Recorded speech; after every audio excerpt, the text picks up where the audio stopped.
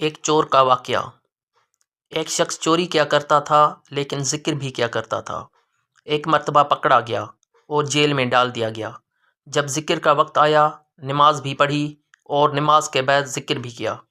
اس کے بعد ہاتھ اٹھا کر کہا، اے اللہ، روزانہ تو میں تجھے یاد کرتا تھا، آج تو مجھے یاد کر لے۔ تو خود بخود جیل کا قفل ٹوٹا اور دروازہ کھلا اور یہ نکل کر بھاگ گیا۔ جنگل میں جا کر توبہ کی، اے اللہ، میں کتنا بڑا نافرمان ہوں کہ میں چوری بھی کرتا اور تیری نافرمانی بھی کرتا۔ اے اللہ، آپ کتنے مہربان ہیں کہ آپ نے ایسی حالت سے مجھے نکالا۔ اب میں توبہ کرتا ہوں کہ کبھی ایسا کام نہیں کروں گا۔ جو اللہ تعالیٰ سے محبت کرتا ہے، اللہ کا ذکر کرتا ہے، اللہ تعالیٰ اس کو کبھی رائیگاں نہیں کرتے۔ اہل و عیال کی ضروریات پر خرچ۔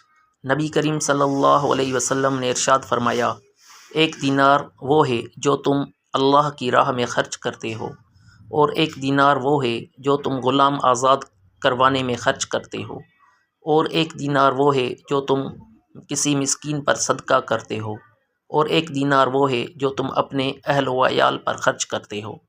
ان سب میں زیادہ اجر و ثواب اس دینار پر ملے گا جو تم اپنے اہل و عیال پر خرچ کرتے ہو۔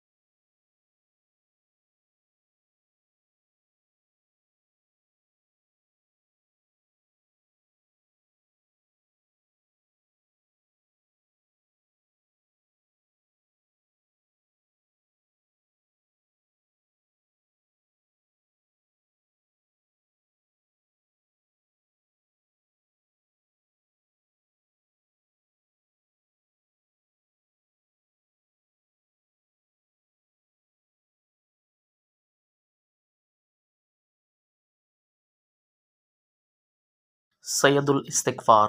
حضرت شداد بن اوس رضی اللہ تعالیٰ عنہ سے روایت ہے کہ رسول اکرم صلی اللہ علیہ وسلم نے فرمایا کہ سید الاستغفار یعنی سب سے اعلیٰ استغفار یہ ہے کہ بندہ اللہ تعالیٰ کے حضور میں یوں عرض کرے، اللہم انت ربی لا الہ الا انت خلقتنی وانا عبدک وانا علی عہدک وبعدک ما استطعت اعوذ بک من شر ما صنعت ابوء لک بنعمتک علی وابوء بذنبی فاغفر لی فانہ لا یغفر الذنوب الا انت۔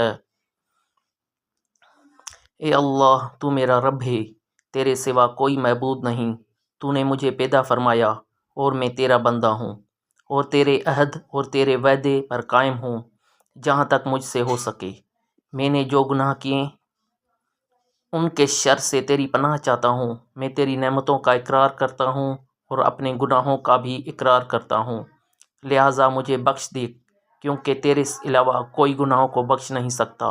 رسول اللہ صلی اللہ علیہ وسلم نے فرمایا کہ جس بندے نے اخلاص اور دل کے یقین کے ساتھ دن کے کسی حصے میں اللہ تعالیٰ کے حضور میں یہ عرض کیا، یعنی ان کلمات کے ساتھ استغفار کیا، اور اسی دن رات شروع ہونے سے پہلے اس کو موت آ گئی تو وہ بلا شبہ جنت میں جائے گا۔